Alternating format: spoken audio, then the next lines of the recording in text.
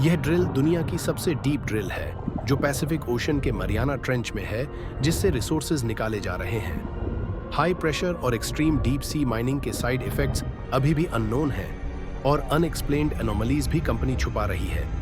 यहाँ जहाज़ों से कई सारे स्टेशन बनाए गए हैं, जिनका अलग अलग काम है। यह केपलर स्टेशन है, जिसका पर्पस कमांड और कंट्रोल है।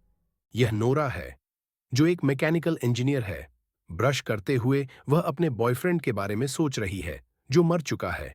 सिंक में एक मकड़ी आ जाती है, जिसे वह बाहर निकालती है। तभी अचानक लाइट ऑन ऑफ होती है और दरवाजे भी अपने आप खुल जाते हैं। नोरा कमरे के बाहर जाती है और देखती है कि छत से पानी टपक रहा है, और फिर शिप की दीवारों को तोड़कर बहुत तेजी से पानी अंदर आ जाता है। नोरा सभी को जगाती है, लेकिन कोई नहीं आता। वह अपने साथी रोड्रिगो के साथ दरवाजा बंद करने की कोशिश करती है। कुछ और लोग भी अंदर आने की कोशिश करते हैं, लेकिन वे नहीं आ पाते। दरवाजा बंद होता है, प्रेशर बढ़ता है और दोनों गिर जाते हैं। इसके बाद वे हेल्प मांगते हैं, लेकिन कोई रिप्लाई नहीं आता। फिर वे मलबे के बीच से आगे बढ़ते हैं, जहां उन्हें पॉल मिलता है। उसे साथ लेकर वे कैप्टन के पास आ जाते हैं। कंट्रोल रूम में उन्हें एमिली और स्मिथ मिलते हैं, जो कि पार्टनर होते हैं। सभी को कैप्टन बताता है कि यहां से बचने के लिए रोबक स्टेशन जाना होगा, जहां उन्हें एस्केप पॉड मिल सकते हैं। लेकिन वहां जाने के लिए उन्हें 1 मील नीचे जाना होगा और फिर 1 मील सीधा चलना होगा, जो कि बहुत ही खतरनाक था, क्योंकि उन्हें सूट्स पहनकर जाना होगा जिसमें लिमिटेड ऑक्सीजन है, और वह कुछ समय तक ही प्रेशर हैंडल कर सकता है। साथ ही लगातार अर्थक्वेक आ रहे थे, लेकिन यहां रुकने का मतलब मरना था, इसलिए सभी इसे ट्राई करने का सोचते हैं। सभी कार्गो एलिवेटर के अंदर जाने के लिए गेट खोलते हैं। तभी रोड्रिगो का सूट फॉल्टी होने के कारण इमेंस प्रेशर से फट जाता है और उसकी मौत हो जाती है। सभी दुखी होते हैं, फिर आगे बढ़ते हैं। कुछ देर में उन्हें कैमरा से कुछ पॉड दिखते हैं। स्मिथ और पॉल उन्हें देखने के लिए बाहर जाते हैं, यह देखने की कोई सर्वाइवर हो सकता है। वहां उन्हें एक बॉडी मिलती है, जिसके पास जाते ही एक क्रीचर पॉल पर अटैक कर देता है, लेकिन स्मिथ बोल्ट गन से उसे मार देता है और एग्जामिन करने के लिए साथ ले आते हैं। एमिली कहती है कि यह कोई अननोन स्पीशीज हो सकती है।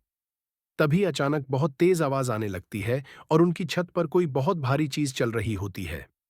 तभी उन्हें खिड़की से एक क्रीचर दिखता है, जिसे देखकर सभी डर जाते हैं। सभी आगे बढ़ते हैं। तभी केपलर स्टेशन एक्सप्लोड हो जाता है और इसके पार्ट्स उनके ऊपर गिरते हैं। सभी बच जाते हैं, लेकिन स्मिथ का ऑक्सीजन सोर्स डैमेज हो जाता है। सभी मिलकर स्मिथ को बचाकर ले जाते हैं। एक्सेस टनल से आगे बढ़ते हुए थोड़ी दूर पर मलबा गिरने से रास्ता ब्लॉक रहता है।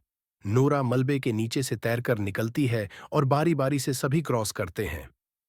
पॉल जैसे ही मलबे के नीचे से आता है, क्रीचर उसे खींच लेता है। सभी घबराकर उसे बचाने की कोशिश करते हैं, लेकिन क्रीचर उसे मार देता है। सभी बहुत दुखी होते हैं। एमिली कहती है, हमें यहां नीचे आना ही नहीं चाहिए था। हमने समंदर से तेल निकाला और अब ये हमसे बदला ले रहे हैं। स्मिथ का ऑक्सीजन पॉड भी लाल हो गया था, और पहले हुए ब्लास्ट की वजह से उसने कई टॉक्सिक फ्लूइड्स भी इनहेल कर लिए थे। फिर भी सभी स्मिथ को बाहर ले जाते हैं, लेकिन तभी फिर से क्रीचर आता है और स्मिथ को अपने साथ गुफा में ले जाता है। कैप्टन उसे किसी तरह बचाते हैं, लेकिन स्मिथ की बोल्ट गन गुफा में छूट जाती है। उसे लाने के लिए कैप्टन वापस जाता है और क्रीचर उस पर हमला कर देता है। नोरा किसी तरह उसे बचाती है। सभी अलग हो जाते हैं, लेकिन फिर नोरा और कैप्टन एक हाई प्रेशराइज्ड एरिया में फंस जाते हैं, जहां दोनों का सूट फटने वाला होता है। तब कैप्टन अपनी कुर्बानी दे देता है और नोरा बच जाती है। नोरा बहुत दुखी होती है और चलते चलते शेपर्ड स्टेशन पहुंचती है, जहां कैप्टन का कैबिन होता है। वहां उसे पता चलता है कि कैप्टन को पहले से ही कुछ कुछ इसके बारे में जानकारी थी, और उसे उसकी 14 साल की बेटी की फोटो भी मिलती है।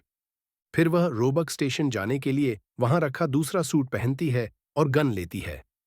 जाते हुए उसे एमिली की आवाज सुनाई देती है, जो घबराई हुई होती है, और उसके साथ स्मिथ होता है, जो बेहोश रहता है। दोनों उसे लेकर आगे बढ़ते हैं। कुछ ही कदम पर रोबक स्टेशन का दरवाजा सामने होता है, लेकिन वहां पहले से ही कई क्रीचर्स टनल की छत से लटके हुए सो रहे होते हैं। नोरा और एमिली स्मिथ को लेकर किसी तरह हिम्मत करके बिना आवाज किए धीरे धीरे आगे बढ़ते हैं। तभी एमिली का ऑक्सीजन कम होने से वार्निंग की आवाज आ जाती है, और एक बड़ा क्रीचर जाग जाता है, जो बहुत ही भयानक होता है। नोरा एमिली से कहती है कि स्मिथ को लेकर आगे बढ़े और खुद गन से क्रीचर को शूट करने लगती है। किसी तरह नोरा बचकर स्टेशन के अंदर आ जाती है। तीनों अपने सूट्स उतारते हैं और स्मिथ को होश में लाते हैं। वहां 3 एस्केप पॉड्स होते हैं, लेकिन नोरा देखती है कि उनमें से एक काम नहीं कर रहा। वह जबरदस्ती एमिली और स्मिथ को पॉड में बिठाकर सरफेस पर भेज देती है, क्योंकि उसे पता होता है कि दोनों एक दूसरे से प्यार करते हैं। नोरा देखती है कि पूरी फैसिलिटी को एक बहुत बड़ा क्रीचर घेर कर रखा है और बाकी उसके बच्चे और साथी हैं। वे एमिली और स्मिथ के पॉड को तबाह करना चाहते हैं। नोरा स्क्रीन में देखती है कि वे उनके पॉड का पीछा कर रहे हैं। तब वह कोर टर्मिनल की एनर्जी को अनस्टेबल कर देती है और कोर एनर्जी ब्लास्ट हो जाती है, जिससे क्रीचर्स मर जाते हैं और साथ ही नोरा भी। इसके बाद हम देखते हैं कि न्यूज आती है कि एमिली और स्मिथ ने स्टेटमेंट दिया कि नीचे कुछ है, लेकिन टियान इंडस्ट्रीज उन्हें फोर्सफुली चुप करा देती है और इस पूरे इंसिडेंट को कवर अप कर